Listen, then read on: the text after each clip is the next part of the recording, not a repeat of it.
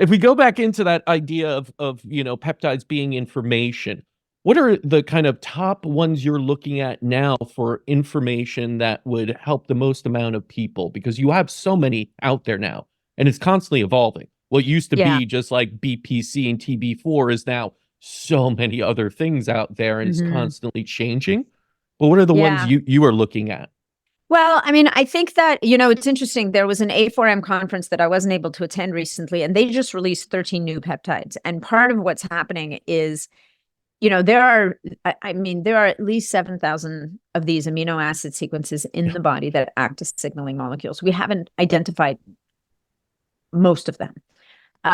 The ones that you just mentioned, the BPC-157, the Thymosin Beta-4, these are the real workhorses, partially because they are so pleiotropic. They are capable of doing so many different things. So the bad news is that these two are among the very large group of peptides that were reclassified by the FDA last fall as being like a class 2 compound, which means we don't know that they're safe in the long term, is basically what it means. And so it's caused, a bit of it's destabilized things in the sense that a lot of compounding pharmacies they're not supposed to be synthesizing them anymore and making them available, which is really difficult because there are a lot of doctors treating a lot of patients using these compounds, really helping people in many ways that, unfortunately, it's not even like we don't want to use conventional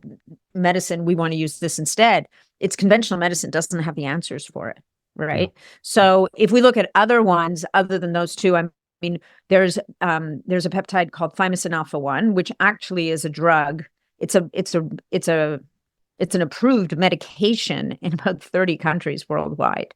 And it is a very effective and powerful immune balancer, if you will, between the innate immune system and the Th1 and Th2 arm of the immune system, right? And why that's meaningful is for people with certain types of autoimmune conditions, it can be very, very effective at helping to restore some balance to their immune system. Then we've got things like another one that landed on that list, which really had me kind of shaking my head. Although, I mean, I guess because it's so powerful, this is a little 3 amino acid peptide called GHK-Cu. Now, it's called GHK, and then it's got a Cu attached to it because the Cu stands for copper. For those of you who have done chemistry and have any knowledge of the periodic table, that GHK triad of amino acids requires copper to be as a cofactor. And so the doctor who discovered it, Dr. Lauren Pickart, in the 70s, figured out very quickly that this copper is necessary. So what's interesting about GHK-Cu, well, there's a lot of things that are interesting about GHK-Cu, but some of those things is it was studied, I think it was Stanford University that did a study because guess what? It's 3 amino acids. So those 2 to 4 amino acid chains we know are small enough to get into the nucleus of the cell and to influence the expression of DNA. And GHK does exactly that. What's crazy about GHK is it affects hundreds, if not thousands, of genes and flipping them back to more youthful expression. And it affects things like healing of tissue, scarring. It has some, I recently read, it has some anxiolytic effects for the brain.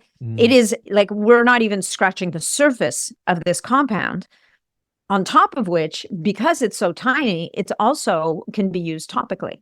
So we have a couple of skincare lines, like really good ones, one of them being Vitali by a company called Restoracell. All of their products are blue because copper is blue. And the main foundational ingredient in their products is GHK.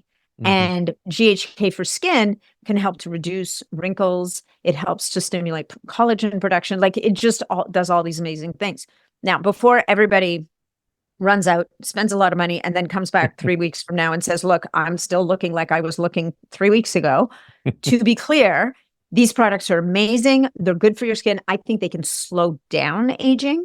Yes. But we need to be reasonable in our expectations. I mean, the GHK... I think we've gotten really spoiled with our expectations, right? Because we have Botox, we have surgery, right? So everyone's like, if it's not that, what am I spending my money for? But come on. Yeah.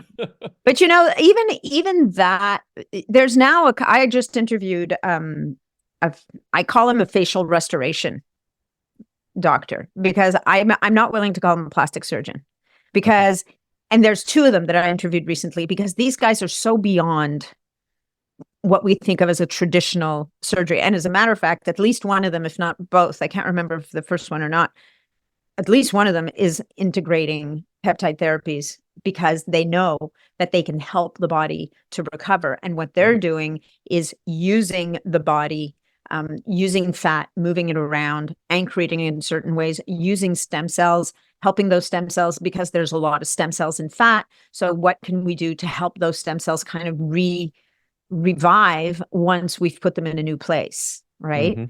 And getting spectacular results, like totally spectacular results. As a matter of fact, one of them said to me, well, nobody will ever know my best work, because he works on so many celebrities and none of them want anybody to know they've had anything done. Of course. And so they're just the celebrities that just seem to either age very, very well, or, they just look amazing. Yeah. Well, that's the beauty of what we have now. We could meet in the middle of it, where you don't have to do this drastic surgery that's so noticeable. And suddenly everyone's like, whoa, that doesn't look very good. But and you look kind of pulled back, right? Yeah. And do it in a more natural way that is obviously something is, helpful and beneficial. You're seeing it, but it isn't something that you're going to say, wow, you had a butchered kind of, surgery type of thing. So that's a wonderful step, I feel like, in using things like peptides.